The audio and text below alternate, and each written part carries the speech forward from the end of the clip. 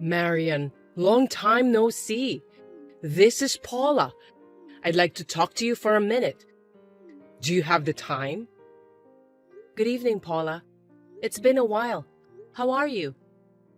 Well, I'm doing just fine. Can I get to the point? Yes, what is it? Well, I heard that your son Brian is going back to school next month. So it's finally happening. Yes, that's right. He'll only be in the morning for a while to get used to it. It will be a little while before he can go to school all day. We are all very relieved. Above all, Brian is looking forward to it the most. I'm really happy for him. I see. I heard he had an incurable disease and underwent surgeries several times. I didn't expect it to take 5 years. Yes, you're right. It was tough, but Brian really did his best. But still, 5 years is a lot for a kid. Everyone has forgotten about him, you know that? If he's looking forward to it, he'll be disappointed, so you need to give him a reality check as soon as possible. I recall that he only made it to the middle of the first grade. He didn't go to school that often. I don't think most of the other kids in his class remember him. It can't be helped. All of them are elementary school students. But I'm sure some of them still remember Brian. I believe that he will be able to enjoy going to school again. I don't think so. His classmates won't remember him. It's been 5 years, and they have all grown up. I'm sure they look different from back then. He may be treated like a transfer student. Well, that's probably true. But the kids were in the same class with him for the past 5 years. They came to visit Brian at the hospital. Some of them even sent us letters and cards. So I don't think that all of them have forgotten about him. Huh? Is that so? I've never met them. You never come to visit him at the hospital, Paula. No wonder you've never met them. All of them visited Brian at least once every 6 months or so. I don't think there's that much of a problem about the way they look. Most of the kids are really sweet. Brian was also put in a 6th grade class with a lot of kids who were in the same class as him during the 1st grade. I think he would be able to get along with them. I'm really grateful to the teachers for their support. Are you trying to tell me that I'm not nice since I didn't visit Brian at the hospital even once? You can't force someone to pay a visit. You shouldn't insult me for that.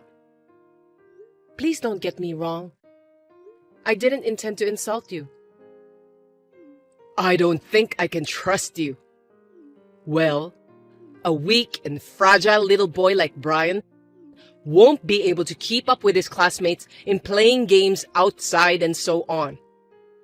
It's only a matter of time before he isolates himself in class. Listen, Paula. It's true that my son was sick and spent most of his time in the hospital. But it's not right for you, his grandmother, to talk about him in such a discriminatory way.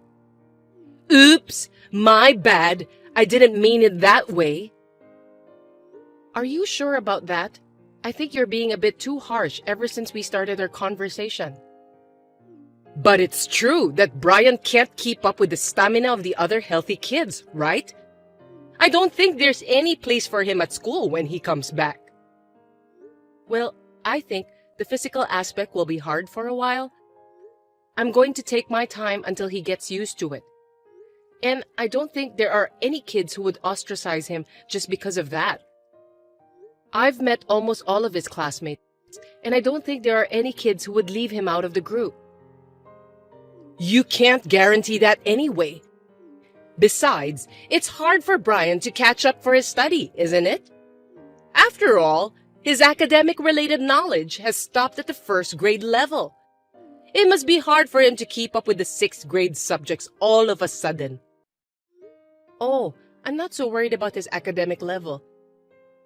Even when he is in the hospital, when he is feeling well, He was willing to study. He got all the necessary handouts from his teachers. We taught him what we could, and there are even kids who help him study while I'm visiting him. I'm really grateful for all the help Brian has received from his friends. I'll have to thank them again when Brian gets out of the hospital. I see. I'm sure that you'll include me in the list of people you want to thank, won't you? What? Why should I do that? Because I'm Brian's grandmother. It's strange to thank a stranger but not a blood relative. But you never come to visit Brian. It's been so long since the last time you contacted me. You didn't seem at all concerned about my son. Shut up! Are you telling me that you're against me, your mother-in-law? I didn't mean to. Then you must thank me for my kindness. You got that? Hey, Marian. You're going on a trip when Brian gets out of the hospital, right? Yes, that's right. He's been coping so hard at the hospital for so long, so when he gets out, I'm planning to take him wherever he wants to go. I've been thinking about it since a long time ago. It's a trip to a place we can get to pretty soon, but... A place that's easy to get to? Yes, he had always wanted to go to the Disney World while he was in the hospital. I had never been there before. I thought we could go there since it was close by. So I'm thinking of taking him there as his reward. Oh, really? You're taking Brian to Disney World? But he only goes to school for half a day, right? It seems that he's just skipping school. I think you're being too lenient just because he's sick. No way. I wouldn't let him play all day. We'll go in the evening when we can see the parade and enjoy some rides that are not too strenuous. It's hard to buy some souvenirs in the park because of the crowds, so we'll just stick to the shops in the hotel. Stores in the hotel? Don't tell me you're staying at one of the official hotels. Yes, even though it's for Brian's health, I feel sorry for him if he could only enjoy 1 or 2 hours inside the park. If we stay at the official hotel, we can meet the characters there. We can enjoy our stay in the hotel without worries too. That's why I think it's the best solution for our trip to the Disney World this time. Wow! Do you think such luxury is allowed? Luxury? Brian has put up with it for 5 years. I've consulted with the doctors and they've given me permission for that. I didn't say that. I'm saying it's extravagant to spend so much money just for leisure. Sick people should live modestly. I beg your pardon? That's up to us, isn't it? How we spend our time as a family. I don't think you can just tell us what to do. I am your husband's mother and your son's grandmother. We are family bonded by blood. So it's only natural that you listen to me. On the contrary, the only one who is not blood related is you, Marian. Yes, my husband and son may be related to you by blood, but you were against our marriage. You almost insulated us, and now you're calling us family? Anyway, if you have a child with an incurable disease, you'll get insurance money and benefits, won't you? That's partly our tax money. So you're just profiting from Brian's illness. Otherwise, you wouldn't be able to stay at such a fancy hotel. What are you talking about? It's not like what you thought it was. That kind of money will disappear with the cost of treatment. I don't want Brian and my husband to be in any trouble after he gets out of the hospital. While taking care of Brian, I also worked part-time. I was still working hard while draining our savings for the medical treatments. You don't know anything about it. You don't have the right to tell me what to do since you know nothing about what our family has been through until today. Besides, it's not polite to ask about money and personal matters, even between family members. Are you even aware of that? You just want to make yourself look good, don't you? It's not like that. I just want Brian to get better. I want him to go to school like what he wishes for. Going to Disney World is something I've been promising Brian since he was in the hospital. No matter what you say, we will definitely go. If you insist that much, then I have no choice. You're going there next weekend, right? I'll go with you too then. Wait a minute. Why would you do that? As a grandmother, I'm going to check on my grandson. You seem to be holding a grudge that I didn't go visit him. That's why I decided that I'm going to visit you, and you should be grateful for that. I'll call the hotel on behalf of you. Oh, I'm looking forward to it. I'll see you on the day, okay? It's such a big deal that Brian is getting out of the hospital. I'll celebrate with you too. Are you kidding me? Please don't do that. It's extremely annoying. Don't be shy. Let's celebrate with a big party together as a family. Listen to me, Paula. Please don't do that without my permission. Jeez. We won't be able to pay for your stay. Hey there, Marian. Congratulations again that Brian has been dismissed from the hospital. Are you watching the parade now? Or are you enjoying some rides? I don't have the park ticket. I went ahead to the hotel where you guys are staying. I'm having dinner right now. The food is gorgeous and delicious. The atmosphere is great too, as I expected. There's going to be a character show too. Good evening, Paula. Looks like you're having a great time. Well, it's the official hotel. You must be crazy if you're not excited. No matter how old you get, this kind of place is always fun, isn't it? By the way, I'm surprised that you booked a suite. I didn't expect to get the suite. Let's celebrate together in a luxury suite today. Oh, yeah, I want to go to the park tomorrow, so buy me a ticket, okay? Oh, what a wonderful thing to be able to play with other people's money. I'm in the hospital right now. Actually, Brian is still hospitalized. Huh? What are you talking about? He should be dismissed from the hospital today, right? You told me about that the other day. What do you mean that he's still in the hospital? It's the day after you contacted me. Brian suddenly got a fever. We had to postpone the celebration until next month. But I mentioned your last name at the front desk and the receptionist let me in.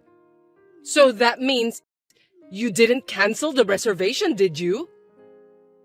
The day Brian got a fever, the hotel added one more person under my name. I got a call from them. That person hung up the phone without telling them her name, and they confirmed it with me. The hotel staff was confused. That's why I decided to give up the reservation. Oh, well, so I guess I can enjoy myself tonight. I'd appreciate that. I don't have to worry about the sick grandson anymore. Staying inside a suite is fabulous. Well then, I'll have a nice drink with room service. I'm in the mood for a party. Oh, and just to let you know, I'm not paying for any of your expenses. You will take care of everything. What? What are you talking about?